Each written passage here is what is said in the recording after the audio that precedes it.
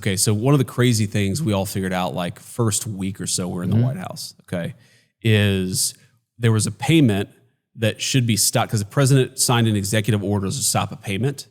And this is like day one of the White House. We're like, okay, how do we stop this payment? Because somebody's trying to make this payment. And nobody knew where like the computer was that actually wired the money from the U.S. taxpayer to this entity. So dude, the amount of waste and the amount of just grift in the federal government was off the charts. It's still, it's getting better, but there's still a lot more I think we can find.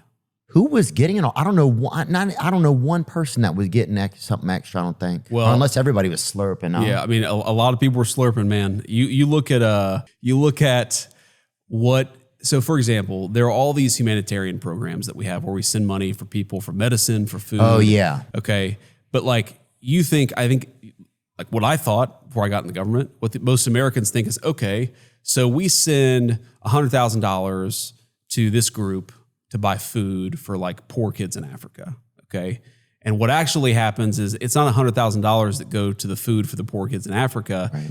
That the NGO, the non-government organization that gets that money, contracts it out to somebody else. Right. So and there's then a they middleman. subcontract it out to somebody. There's like 3 or 4 middlemen. And what, Marco Rubio, who's the Secretary of State, he's a very good friend. What he told me is that his best estimate after he had his team look at it is that 88 cents of every dollar was actually being collected by middlemen.